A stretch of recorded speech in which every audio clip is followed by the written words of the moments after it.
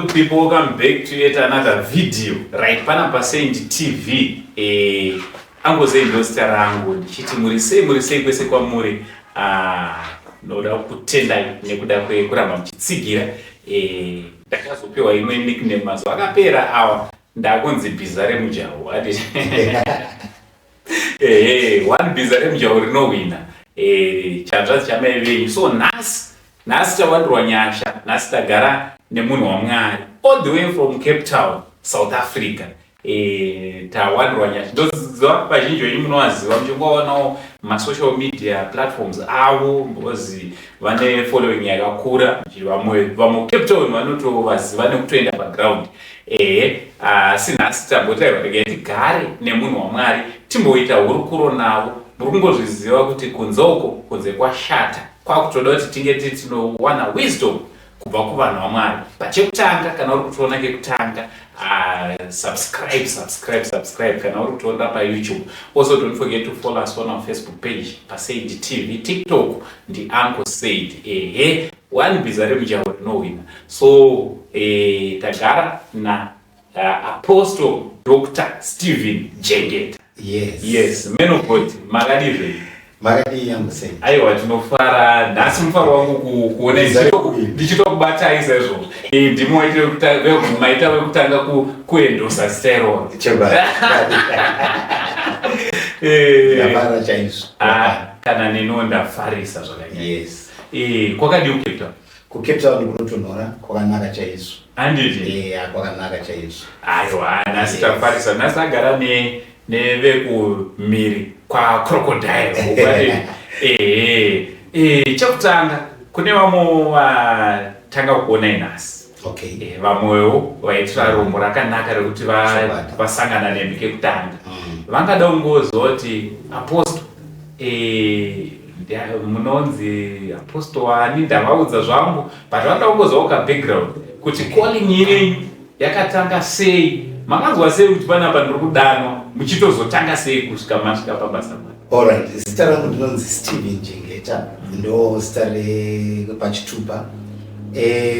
Ndakazvarwa kuMasvingo, kumusha kwedu kuMasvingo, and ndikazodzidza kuKadoma. Ndikabva ipapo ndikazoenda kuuniversity, ndikabva ipapo ndikazodzidzira zvechifundisi kusvikira iko zvinezvi. Kudanwa kwangu kwandakaitwa naMwari ndakatendeuka 1992. Ndopandakapa upenyu hwangu kuna Mwari mushure mokunge ndanamatirwa. Ndikapora and ndadaro ndakaona kuti hakuna rimwe simba rinodarika iri. Ndopandakazvipira ipapo ndiri kuKadoma. Ndichingotendeuka handina kumbomira, ndakabva ndatotanga kutrainwa namufundisi wangu, who is late now, anonzi Mufundisi Muza. He started training us the theology and the pastoral work. So I started working in the field as a pastor, but not ordained. 1996, 1997. So I was involved in the evangelism team. Nemwe church uri mu Zimbabwe, inonzi PLZ. So ndakashanda ipapo na national evangelism team for more than 8 years. Yeah. Alright. Imimi mabva kuuniversity makamboenda kubasa chokwadi. Muchizoenda kunotanga futi zvokushumira. Vabereki kana kuti magaidi havana kuita dambudziko nazvo here because zvechifundisi izvi vashoma vanozvigamuchira kuti mwana angataura kuti ndakuda unoita mufundisi vanonatsoziva, especially pamazuva makapinda chifundisi. Vainzi waita sei? Saka inini manje zvandakaita ndezvekuti by the grace of God ndakazvarwa muri nevana 10. Saka ini ndiri number 7. Saka 777 kudaro indiripo number 7 kudaro ndakarerwa naamai. Baba vanga vashaika kudaro. Saka takafarira zvinhu zvechechi stereo. Saka ndaishumira zvekuti hapana anga asingafariri. Hapana anga asingafariri kushumira kwandaita because ndaiimba. Yes. Saka handina kumbowana resistance yekuparidza, because pandakabva kuuniversity ndakatanga kushanda. I started as a teacher, ndikaticha kunyaradzi, ndikaticha kusanyati, ndikabva ipapo ndikabva ndazowana basa as an accountant. Ndiro kwandakadzidzira. Saka ndakabva ikoko. In fact, ndisina kubvako ndaingoparidza. Because ndiri teacher kudaro ndaingoparidza, ndiri accountant because ndakazondoshanda kugokwe kwaChirera.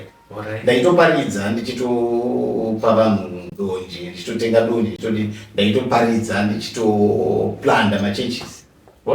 Saka ndakabvira ndamira, then ndikazobva kugokwe ndikazouya kuno ndikashanda kunonzi kuJCC. Ndaitoparidza office yangu yanga iri administration manager, but vanhu vaitoti ndoda kuuya kuzoona mupastor. Saka calling was not a choice, it was the calling of God and I could not resist it. Yeah, so hakuna akamboramba izvozvo. Basa rakabva tongo. No, basa raingoenderera pamberi richitongofamba. Chaizvo. Rwendo rwenyu ndoda kuti tibate kubva pamakazobva kuno kuZimbabwe. Alright. Makutaiwo inini semuapostori ndakuenda kuSouth Africa. Good. South Africa kune nyaya dzakawanda wanda. Ende kana kune nyika yakaoma kunamata, inyika yeSouth Africa. Kana kune nyika yandinonatsoziva ine machallenges akawanda muSouth Africa, inzvimbo yeCape Town. Inini ndo kunopisa kuCape Town. Chimbotiudzai rwendo rwenyu kunotanga kwamakaita muri kuSouth Africa kusvika masvika pamuri kuti apa pamuri establishment makore akawanda muri ikoko, chechi yenyu ine vanhu vakawandisa sevari kwezvi. Yeah. Thank you very much, Angosen. Saka inini pandakashanda kuno kuHarare, that was 2009 up to 2011. Then ndichienda kuSouth Africa handina kuenda ndichindotanga chechi because kutaura chokwadi pamberi paMwari ndakasingade kuita pastor. Nanhasi handisi kuda kuita pastor. Ndakasingade nechikonzero chamanga muchibvunza kuti hapana here airesista. Chimwe chikamu chandasiya ndechekuti ndakachata, ndine mudzimai nevanhu. Saka pandakaroora ndichiona vana vangu ndaidawo kuti vana vagare zvakanaka. And mentality iyeyi yamanga muchitaura yekuti chifundisi chinoassociatwa nevanhu vasina mari. And kuti vana vazogara zvakanaka zvinonetsa. Saka zvakaitika ndezvekuti izvo Mwari vakandidedza. Ati ndini handisingade. Chokwadi ndechekuti handisingade kuita pastor. Nanhasi handisi kuda kuita pastor. Ndikapiwa choice. Mwari vakauya vakandibvunza zvakanaka ndinogona kuramba. Asi ndiri kuita because that's the calling that God has given me. Saka zvakaitika ndezvekuti ndakaenda kuSouth Africa ndichida kutoenda kundoshanda. Muruona kuno kundaishanda asi pane zvanga zvichiitika ndikati ndiende kuSouth Africa. Saka ndisati ndaenda kuSouth Africa mufundisi wangu akanga ari mufundisi wangu panguva yemazita yandinogona kusataura akandiudza kuti Stephen, Mwari vakakudedza, inda kundoita chechi. Amwe bishop vakauya vakataura the same thing. Then wandaiti baba vangu vakandiparidzira kubva kutanga, he is late now. Akauya kubva kuKadoma, and my senior brother the prophet who is already a father akauya zvikara akanditi Stephen, it's now high time. Save God. Saka I had no option. So ndakaenda kuSouth Africa, but in my mind ndaida kuenda kundoshanda because remember I am a qualified accountant. I got my qualifications and everything that is required to ndishande. Saka ndichisvika kwekuye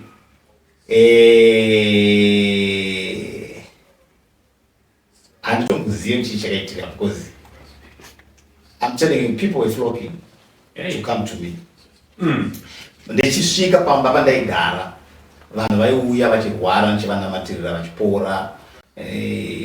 Ndichidedzewa because ndaenda kuNorth Hermanas. Ndichidedzewa kuna naCape Town mumba kwete muchechi. Vanhu vaiungana ndichikasika zvandaita izvonizvi. Ndinoigona kunamatirira munhu 1 but ndinopedza in 50 minutes ndogona kupatuzana nevanhu kana 20 vanhu vatotakura varwere uyadedza ningi handikangamwe my first encounter ndadedzwa nemumwe mwana wangu wandakaparidzira kare ndaenda kuCape Town aigara kuGoodwood ndasvika kumba kwake ndarara mukitchen yanga ane 1 bedroom ndarara imomo abva atoti ndine sisi wangu vanga vachirwara amai vangu vanga vachirwara abva aidedza ndabva ndaitoinamatirira ipapo abva atopora abva andodedza vamwe bhudhi vake vanga vakaita accident vasingagoni kufamba namadondoro ndabva ndatovandamatirira abva atopora abva atanga kudedza vanhu zvekuti akazorora kumapast 1 kana achizvinzwa anoziva takazorora kumapast 1 tava nevanhu vanosvika kuma20 in Cape Town. Then kuHermanus kwandaiparidza kwekwe vanhu vaitendeuka ndaiparidzira magangsters ndaiparidzira vanhu vasina kubvira vanamata zvachose ndivo vatova vafundisi iko zvinizvi because from 2011 up to now I managed to train some of them. Saka rwendo rwacho was a little bit hard in terms of inini ndanga ndichida kutendeuka, ndanga ndichida kuti ndingosupporta basa raMwari with the finances. But fortunately Mwari vakandibatsira vakazoisa mweya wekuda basa ravo because when ndiri kuda zvangu kushanda but given it points ndinogona ndikanzi uri free kuchoose. Alright. Saka basa ratanga manje rakura. Yes. Ku South Africa kune zvakawanda zvinosanganikwa nazvo miedzo. Alright, toda kuti timbotaura zvaizvezvi. Alright. Kune timu reDudula riri kufamba richipinda kana machechi rotovharisa chechi rototi vanhu ngavafambe pano.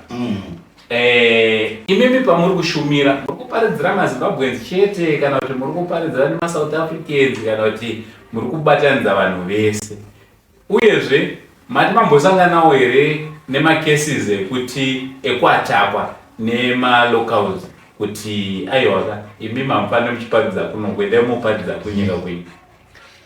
Yes, chokwadi izvo zvamunotaura izvo zvinhu zvatiri kusangana nazvo kuSouth Africa and I hear those things in reports. Okay. Yeah. The first thing, ndinoparidzira vanhu vese.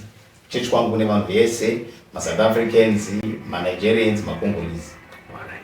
Vanhu vese, maZimbabweans ndo vakanyanya kana tikatarisa percentage. Alright. Dambudziko iroro tinoriwana kunze. Muchechi handidi kunyeperera hatisati nambosangana navo. Hamusati mamborinzwa kwenyu? Muchechi medu. Hatisati namboriwana. Nekuti ndinoparidzira kune vamwe ende tine vamwe vanotenda kuti ndiri baba vavo pamweya vekunyika ikoko. Saka pamwe ndine advantage yakadaro kuti handizowatakwi sezvinoitawo vamwe. Number 1. Number 2, dambudziko rinoitika angosendi nderekudai. Inini ndine dzidziso yakati siyanei shoma nevamwe zvekuti vakawanda vakasangana neni ukagara neni unogona kusaziva kuti mufundisi kana kuti hasi mufundisi. Nechikonzero chokuti vanhu vakawanda vanoenda ku-wrong side. But havataure izvozvo. Wrong side say vanoenda ku-wrong side yekuti vanenge vasina zvinodiwa. Mapanzwisisa. Vanhu havana mapassports. Vanhuwo havana mapermits. Saka inini ndinoedza nepandinogona napo kuparidzira muchechi kuti ngatitorei mapassport. Ndinotokurudzira zvekuti kune rimwe group rangu remayouth ndinotombosvika imwe service yandinoti asina passport haapindi pachechi. Kuri kukurudzira kuti iva nemapeni. Because kana ukaita zvinokwana auite. Inini ndinodriver anyway, ndinofamba anyway, handisati nawo handidi kunyepa, asati nambosangana nazvo izvozvo, asi zviriko. Zviriko vako zviriko. But tiri kuona kuti mukuatakwa chimbouya ipapo because ndo zviri kutoitika nazvo. Tiri kuda zvinhu zvinobatsira vanhu kudzomo.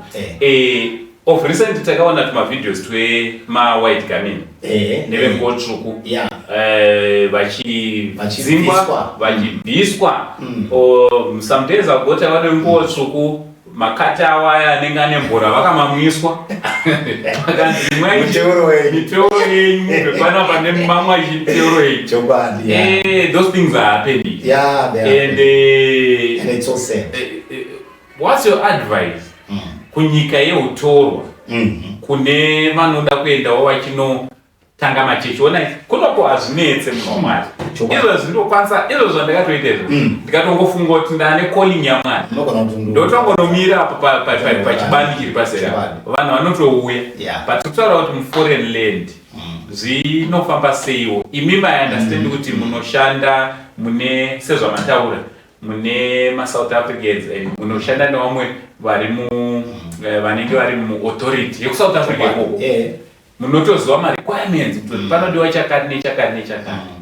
What's your advice kana kuti what's your take panyaya dzakaita sei? Inini yangu sendinofunga kuti izvoka ndopa example yedu yechechi yedu. Inini ndichienda I registered. All right. The church is fully registered. Zvinonetsa but unenzirawo dzimwe dzaunofanira kuita nadzo kuti uite zvinhu zvepamutemo. Ndikungodzokorudza pakuti varume zviripo zvimwe zvatinoita zvisiri pamutemo. Aiya, handisi kuda kusvora kana kuti nditi zvinoitwa nevanhu zvakanaka kumisa vanhu mvura, but chokwadi chekuti dziripo dzimwe nzvimbo dzisingaite even muno medu munyika. Dziripo dzimwe dzimba dzinovakwa dzigobviswa dzaiswa marata. Chokwadi dzaiswa zvese wotonzwa kuti imba iyi yabviswa paipaya inoti yaiswa muka. Zviri kureva kuti zviripo zvimwe zvinhu zvinofanira kuteedzerwa mutemo. Life has got principles and the principles must be followed. All right. Number one. Number two, vanhu vane utsinye variko and vanhu vanengori negodo vakazara zvokuti ukaona vachiita zvinhu zvavo izvezvizvi unotoona kuti iri mweya wacho hausi wemunhu. Saka ndofunga kuti advice yangu ndeyekuti ngatingotambewo chakachenjera kani iwe uchiziva nzvimbo ina matsotsi unofambire usiku. Handi mazviona? Because pamwe pacho munoshoresa Mwari, because gate raunenge unaro unenge uchindire muteuro unoshanda iwe uri muiswa. Tozobvunza kuti sei muteuro usingashandi? Wakuzotukisa vamwe vese vana magate anoshanda kuti saka magate haitisi. Saka ngatingoedzai kuita zviri pamutemo. Hagozi gati ndakaona uri makazara unoende musoma miteuro iyi. Zvikatera karo. So tiri papo tine vanhu tine mafundisiwo zvakare. Imimi muri kuti hamudi kuita mufundisi. But tinawo vari kuti ndambogara kuSouth Africa. I know of a pastor ari kuSouth Africa. Hatisizotaura mazita nenzvimbo. Mchinda uita inotsvaga tese basa tichidizwa zvaramba. Akangozotanga kuconcentrata nezvechechi. Pasina nguva ngani hatova mufundisi. Haisi imwe nzira here yekutsvaga nayo basa. Because vanhu vane kufunga kuti zoni chifundisi chiri nyore kuti ndikangonosvika ndikati God bless you, God bless you. Ndakapfekawo zvakanaka zvatoendeka. Yes, ini ndinofunga kuti izvo angosend zvine paviri. Zvine paviri ndepekuti kudana kunoita Mwari vanhu hapana nokuziva. Basa iri basa raMwari asi basa redu isusu. Ngatiti angosendi manga muri shamwari yaPaul achiri kunzi Saul. Toi mamuri shamwari yenyu nezuro munhu bva kundorova mabhiasi mabva kundorova vanhu nekuuraya vanhu kucheka vanhu monza kuti mangwana Paul apasta maiti kudii mafanisi. But iko zvino isusu muapostori wedu isusu magenders ndi Paul. Ende vhangeri ratinoparidza rakakura ivhangeri rakanyorwa naye. Saka kudedzwa kunoitwa vanhu naMwari handidi kunyeperai, hapana anokuziva. Number one. Number two, hapana anokuziva ende hapana anogona kujaja kuti uyu munhu haana kudanwa naMwari kuti akadanwa, because basa harisi rangu nderaMwari. Anoziva amudana kana kuti haana ndiMwari, because akanyora musoko rake kuti havasiri vese vanoti ishe vachapinda mumambo wani. Saka tapa kupinda paipaya mani ndo patichazowana anza kuti Saka Ambosendi vanga vakadedzwa here kana kuti vanga vasina. But pari zvino hatikwanisi. But on the other side, ndiri kufunga kuti izvo Bible rinoti izvo patakachimbotaura paimataura munda wakakura, the harvest is plenty but the laborers are few. Saka Ambosendi tikatowana munhu anotoda kuparidza vhangeri, ini ndo muomberera maoko.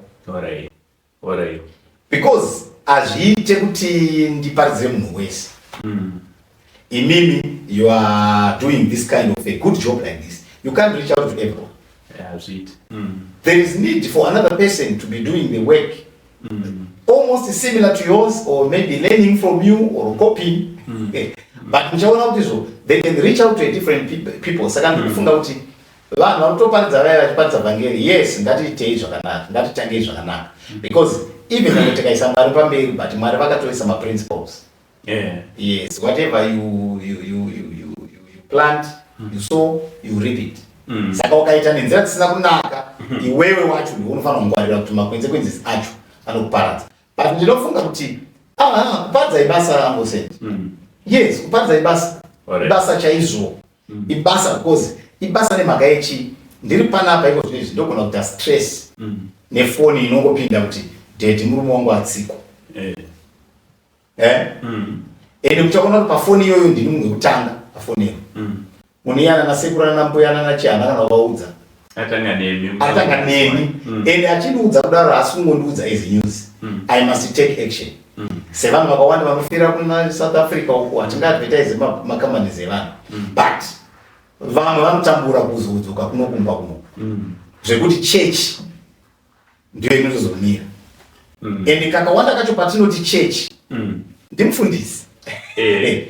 Pantu pamunonzwa kuti chechi yazodaiso chechi kupi ndimufundisi vatomira munokuona muchechi mako une vanhu iwewe oziva kuti uyu mutende anga akasimba uyu kana kuti anga ari mufundisi anga ari elder kana kuti anga ari murume wake ufa osiya mukadzi netu vanhu. The first month havana kana mari yerent apo vanouya kuchechi iwe uri mufundisi unoita sei? Unovapa chikafu. The burden is still on me as a pastor. Saka muchaona kuti izvo ndosaka ndichinzi pastor. A pastor is a shepherd. Shepherd mufudzi. Mufudzi akanaka anopa chikafu. Hatingopi chikafu chemweya, totopa chikafu chepanyama chaicho chimwe chacho. Pamwe hazvibatsira kuparidzira munhu ane nzara omudza kuti tichakupa chemweya. Saka tikawanda vafundisi kabasa rinondirerukirawo. Alright. Ndo maonero angu. Tichidzokera, toda kudzokera kuCape Town. Yes. kuCape Town wamuriparidza uku tombonzwa Anedi. Isusu hatizive ndango kusvika hwangu asi handina kuwana nguva yeku. But imimi ndimunogara necommunity. Pasocial media tinongonzwa kuti alright ndotokuudzai vanhu vanototi adaurora musikana achangobva kuCape Town. Musikana pakaipa. Amenoti inzvimbo yakaita sei kuCape Town kusvika pakuti inopendwa black zvekudaro zvokuti kana nemusikana pamwe anga achitoshuma wamai muchitoparidzira achitoita zvakanaka akangouya akabereka kuti ndabva kuCape Town zvatoshata. Ini ndinodzidza kuti izvo in life people are not the same. People are not the same. Even mutswana ine nyemba tikaisa kunobika tikaita 24 hours ichibikwa panowanikwa kamwe chete kana kuti 2 tusingaibvi. Saka tikabva taita doctrine yekuti nyemba hadzibvi tageneralize zvisiri correct.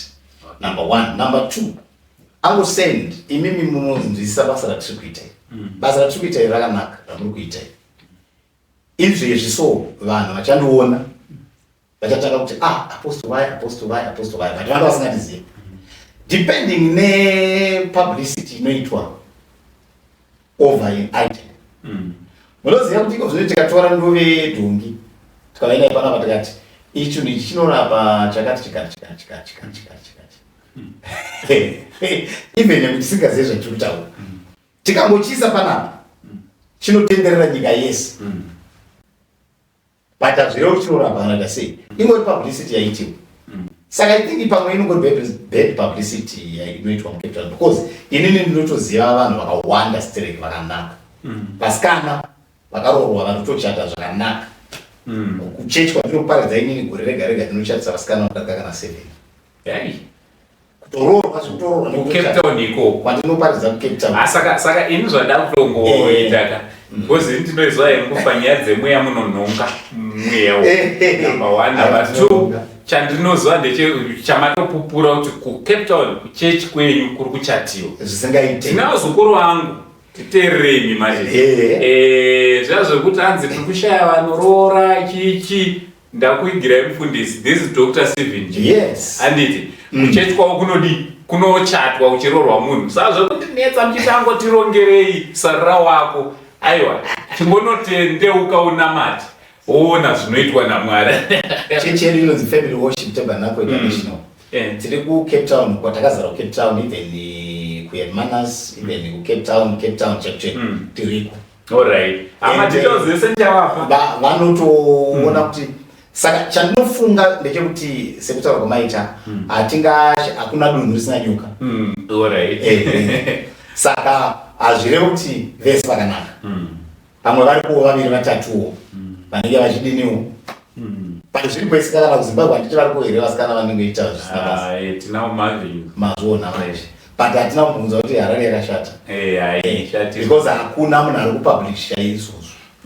Saka maybe one munhu akanga achizikamwa ndiye akangotaura izvozvo saka vanhu vakateerera izvozvo.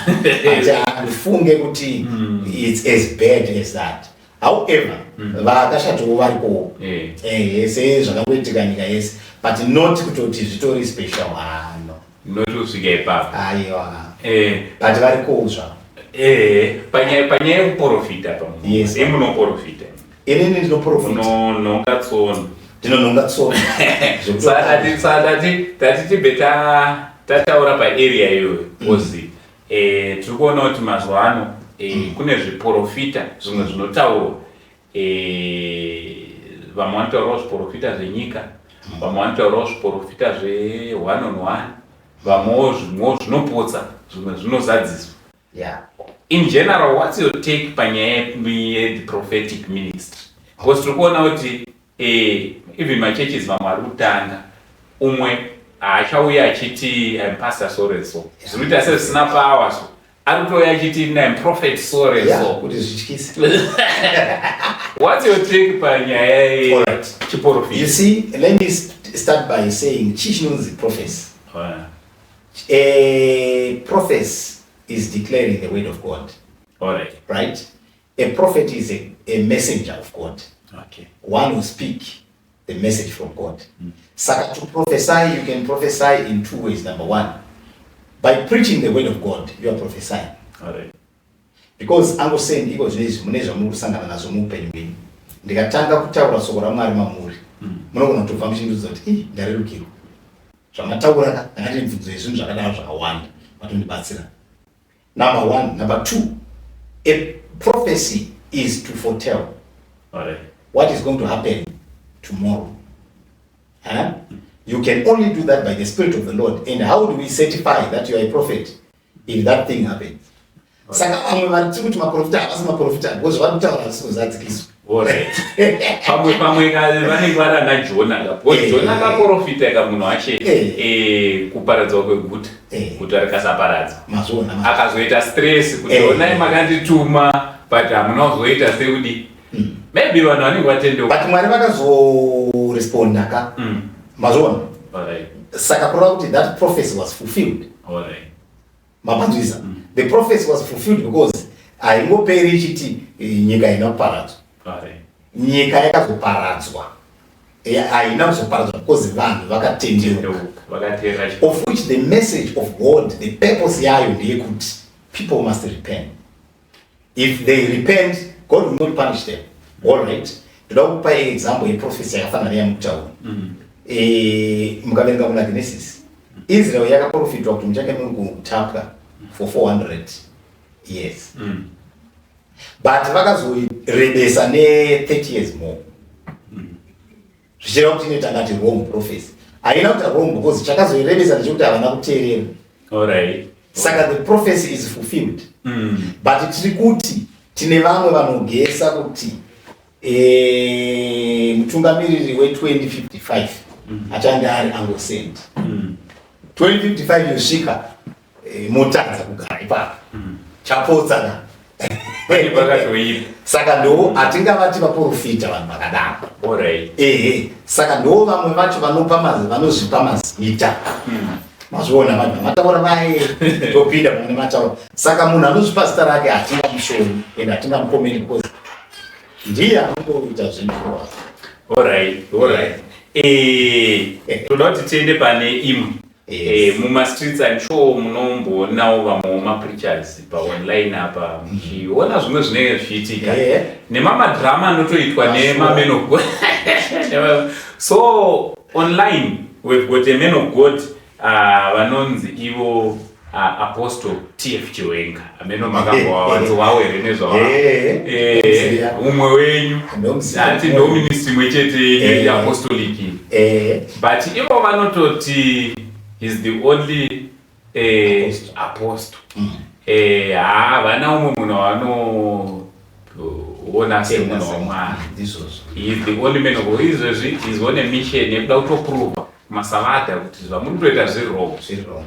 Amenoti what's your take pavanhu vaMwari vekuti vanoataka each and every man of God, and what's your take because pamapulpits sometimes tiri kunzwa kuti hapachaadreswe the cross pakutoadreswa munhu instead of the cross. It's so pathetic. Angoseni zvinonzwisa tsitsi chinoita kuti ndinzwise ndechekuti ndoda kuti nditange ndichiti imimi munotaura navanhu vakawanda and even outside Zimbabwe hamusati mamboona n'anga dzichirwa. It's very rare. N'anga dzingatopasirana chimunhu. Hamusati mamboona n'anga number 1 number 2 hamusati mamboona mamuslim achita podcast achirwa. Havadaro. Saka chitendero chedu chechikristu charerutswa nekuda kwevanhu vanoda mazita akanaka nefemo. Handitendi kuti zvakanaka. Ivo vanogona kunge vachizviona zvakanaka but hazvina kunaka because Bhaibheri rinotaura kuna Matthew chapter 28 verse 20 kuti izvo endai naizvozvo muparidzire nyika yose muvabhabhatidze muzita raBaba neMwanakomana neMweya Mutsvene. Harina kuti enda kundorwisana plus inini newe Angosend tiri timu yebhora tiri kutamba. Timu yedu susu inonzi Angosend. Iwo ukapodza bhora ndinofanira kukufaita isiri muground.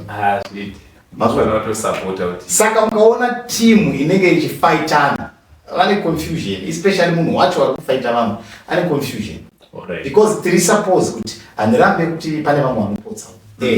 Mugemu tinotovapo ini ndinofarira bhora but hamuchatambi zvangu but unotopodza unotoseterwa bhora sokuti richimwisa but wopodza worova over uzvona kana kudzadza rikadzadzarika but umwe munhu aita effort vamwe vanhu vaita effort kwese. But we don't hate the person or destroy the person because tikambo destroy team yedu yaita sei. Saka tikawana munhu ari kufighta the kingdom of God, that person I think is from the negative side. Inini ndo maonera munhu. Anenge achirwisa vanhu kuti masavada asikuita zvakanaka because remember kuti basa iri raMwari hatisi kuti kana tapedza toenda kwaTF Chiwenga navanhu kuti vanhu ava he is part of the people vari tozoya. Saka we can't vanhu vakasiyana ende machechi akasiyana hazvina kutanga iko zvinezvi. Even nguva yaJesu vanhu vakadaro vanga varipo. Ngatitorei chechi yaJesu Kristu yakanga ina Judas Iscariot, yakanga ina Peter, yakanga ina Thomas. Sei Jesu asina kudzinga Thomas? Sei Jesu asina kudzinga Judas mbavha because Judas anga asiri mbavha chete aitori rebel because aitaura kuti Jesu afa. But Jesu hauna kubvunzwa anyora vhesi kuti Judas Iscariot hauna kufanira kufamba nini. Akatofamba naJesu mari ichitokoletwa ndiye aitotora. Saka tinavo vanhu vakadaro muministry vanozvidza machairman vanozvidza maadmin. Isusu sevanhu vakuru hativatarisi. Mazvoona manje vafanana nevangoseni kuchifamba mosquito inouya unongoda iso. It's part of life. Zvamunotaura muzoumburudzwe nepitbull. Ndiumburudzi. Kuitika ndo zvarine rakamirira kuti riumburudze. No, ngoma anotuka vamwe ngaasiyane nazvo. It's not good. we are a team, let's fight. However, ngati ndaona munhu ari mature anoonekwa sei according to the scripture. Imini vanhu vakakura pamweya mukaona umwe adona. A person is mature. I take you, Uncle Saint, and I teach you. All right. See, my brother, this is how we do it. Let's do 1, 2, 3, 4, 5. Pane vachitora pamavhesi amunomboverenge kuti ndiJesu here vana venyoka ndiJohn. Saka vanenge vachiti bheta ungovaudza kuti muri vana venyoka. But here hanzi uri gava. Yeah, my emotions number 1. Kumwewo because church mazuva ano sekutora kwamaita. Vamwe vakuitorawo sebusiness. Alright. Hatingarambe izvozvo. Ende irutopa mari zvechokwadi. Irupa mari. Alright. Irutopa mari. Zvekuyepedzera kuti mari iripo because vamwe varutorarama naizvozvo. Because handiti ukanditukira ini kuti handisi mufundisi vanhu vekuchechi kwangu vese vachauya kwaurira. Handinozvaunenge uchida. Saka awina ndiani ndiwe. Saka zvine mari. Maoko akaipa 1 million. Because kana muri vanhu vairi mungaivaka. Haivaki. Saka unotofanira kutobuda munhu. But on a serious note kudenga kuchatsviwa. Because munhu nemunhu paunodanwa naMwari unoziva calling yako. Saka I don't think it's good and it's not encouraged to do that. Was it a good move manje rakaitwa rekuita debate here na Evangelist Marufu? That was good. That was very, very good because pastors should be educated. Alright. Tinofanira kuparidza zvinhu zvatakaverenga musoko raMwari tikadzidza. Ndochauraya chechi iko zvinezvi Uncle Saint. Vakomana vakawanda vatanga chitaura vanozoti madouble prophets machichi. Vakawanda vacho havana kana qualification kana 1. Alright. Saka it's good to go to school and train. Preach. Sangana nemwana umwe achitaura nhasi kadiki kakadai so. Aumisani nakuna magwaro. Alright. Yeah, kakadzidzisiwa. Saka it's good for people to have that. Yes, kana usiri mature unozviona zvinhu. But kunesu tinotodzidza. Alright, saka pakutoona machita debate mune muchitoona kutoti point take. Ndenge ndichitonyora manotes, pamwe ndichitotendeuka kuti right apo vachirungu vataura point apo. Because hapasi pese panorasika. Zvimwe zvacho zvine musoro. Zvimwewo. Pazorasiko pese. Yes. Pamwewo vanototaura zvine musoro zvokuti unotonyora pasi totodzidza kuti no, this is fine. So I think it was very good. In other words, people are learning. That is a debate.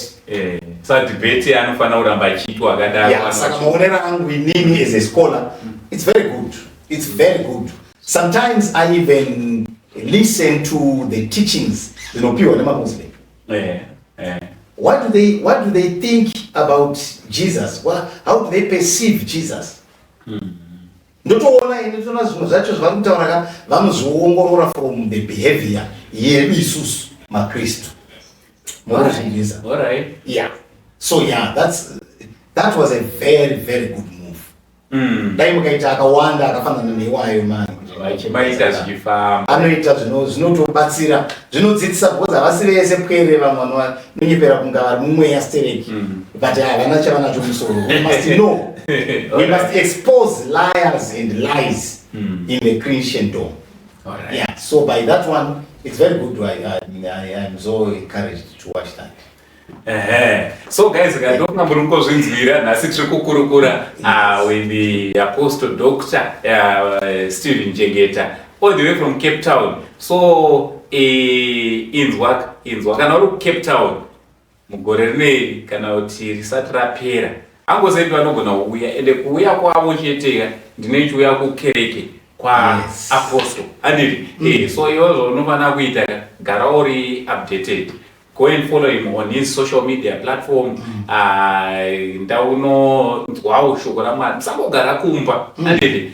Kana pari panonamatwawo iwe uchiendawo uchinozwa shoko raMwari. Munhu waMwari mashoko enyu ekupedzisira pazuva ranhasi paprogramu inoyi. Hamungada kusiyira kune vanhu vakakuteererai also mobva mavazivisa kuti South Africa munobatika papi nepapi nepapi. All right. Thank you very much Uncle Saint. Mashoko angu ekupesera ndekutizvo mazuva atiri kurarama kuma pastors, kuma prophets, kuma evangelists ndinoziva kuti nzara yakatiuraya. Kutsvaga mari vanhu vari kutsvaga nenzira dzakasiyana siyana. Ndoda kutaura kuti izvo zvepiri pamberi paMwari ichokwadi kuti Mwari variko ende ichokwadi kuti Mwari vanopa sekuvimbisa kwavakaita. Chechipiri ndoda kutaura kumunhu wese akanditeerera nguva ino yatasara nayo yasara shoma shoma. Tsvagai Jesu achiri kuwanikwa, danai Mwari achiri padyo. Ngatitendeukei tinamate. Machechi haana basa, mazita emachechi haana kana basa. Chakakosha kunamata. Choose a church that you want to go to and go there. Ende Mwari vanokukomborera, Mwari vanoita zvakanaka. Kuno kuZimbabwe tinowanikwa chechi yedu iri pa Highfields apo, opposite Chipembere Primary kuma Stones. Kuna Sia One, the great prophet in Zimbabwe. Inonzi Family Worship Tabernacle International. Here in Harare, we are in Toko, we are in Kadoma, we are in Dema, South Africa, we are there, we are in Cape Town, we are in Hermanus, Amziva, Great Fontaine, we are there, Amziva, Robertson, we are there. You can find me on my Facebook page, Apostle Steve Chengeta, with an HK Pesira, Pastor Steve Chengeta, with an HK Pesira. You can find me, connect me there, and let's talk. My number is there on Facebook. And you can talk anytime. We can pray for you. We have seen God doing great things. We have seen the manifestation of the real God. Yeah, real God. No editing, no nothing. Zvinotofamba ndozvatisvitsa panapa. Aiwa, next video tichataura nenyaya yemabhidhiri anoitika pachechi umu. So guys, ndinoda kukurudzirai kuti aiwa musarega, Bhaibheri rinoti unganai nguva dzose, musarega kuungana. Zvimavhesi ndinombobata panotaurwa nemafundisi, ndinombobata zvimavhesi mbichana. Saka iwe tsvagawo pako paunonoshumira uchinonzwa shoko raMwari. Cape Town ndinokurudzira kuti aiwa men of God varipo, munhu waMwari vanogona kuvapa bako zvemweya vokurera basa richienda mberi. Munhu waMwari, thank you so much nekupa nguva on your busy schedule. Thank you so much nekugarawo nesu pasi muchiti tsananguro maringe nezveshoko raMwari. I appreciate so much, Uncle Saint. Thank you very much. Thank you very much, sir. From Uncle Saint, the only Zimbabwean uncle, Bizarre no Manya Sika, Bizarre Mjao. For now, it's much love and God bless. Thank you.